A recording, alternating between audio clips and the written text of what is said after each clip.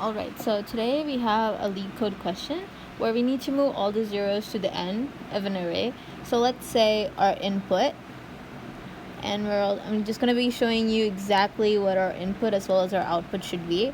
So we have an array, let's say 0, 1, 0, 3, and 12. And the output should be 1, 3, 12. And we need to move the zeros at the end. So like the first thing that we need to understand in the whole thing is you can use any sort of looping technique. For me, I'm going to be using for loop here.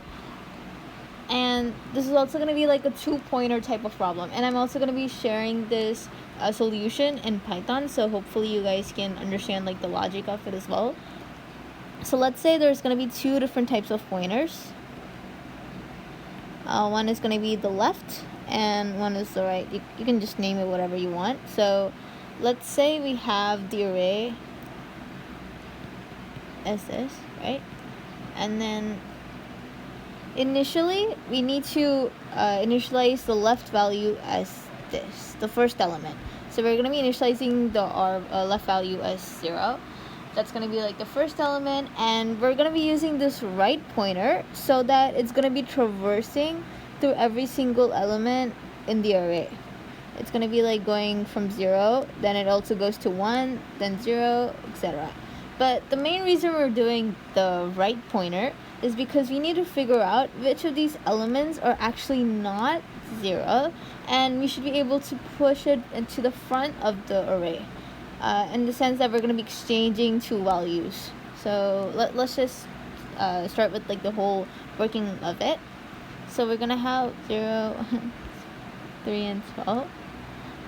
And so for the first iteration, since I said I'm going to be using like a for loop, I'm just going to be, since it's in Python, in the for loop we just have like for right in range. And then within the range we add like the length of the array. Since this array has like 5 elements, that's going to be its length. That's going to be just 5.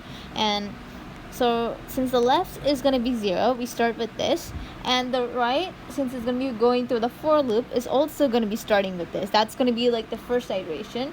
But note that since both elements are at the front, you're not really exchanging anything, so it just like skips the whole point of it, and it doesn't satisfy the if condition, where if the number is actually not 0, then it should be able to exchange. But here the number is 0, so we're just going to be skipping this iteration.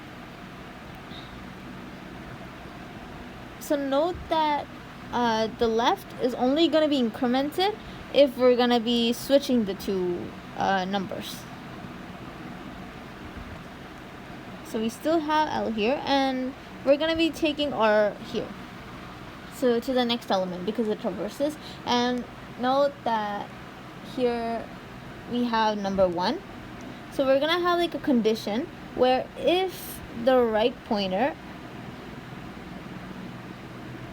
is equal to some number, so it's basically should not be equal to 0. That's the whole point. If it is 0, then we can just like skip it and we go through like the next iteration in the for loop. But since we have R as 1, we're going to be switching this because we need to make sure all the zeros are at the end. So here we have 1, 0, 0, 3, and 12. Now that we know that the values are switched, what we're going to be doing is we're going to be incrementing the value of left. So R is going to be staying at the same position that it was before. It's going to be same here. But here L, the left pointer, is going to be incrementing because we know that the first element now contains a number, just any number that's not going to be 0. And then again we're doing the same thing. But note that we only have one condition that's going to be checking if the right pointer is like present at a number, not a 0. Since it is at a number, we're going to be skipping it again. And then we're going to go 0, 0, 3, and 12. So now the right pointer is going to be here, and the left is still going to be at the same place because it doesn't satisfy the condition for it to be incremented as well. So we just do like left plus is equal to 1. So right now has a number that's not 0, and left has the 0 value. Now we're going to be swapping it. That gives us 1, 3, 0, 0, and 12. Note that the middle value isn't changed yet because in this iteration, L is going to be incremented because of the swap, and R is going to be like, yeah, so L is incremented, and R is also going to be incremented here,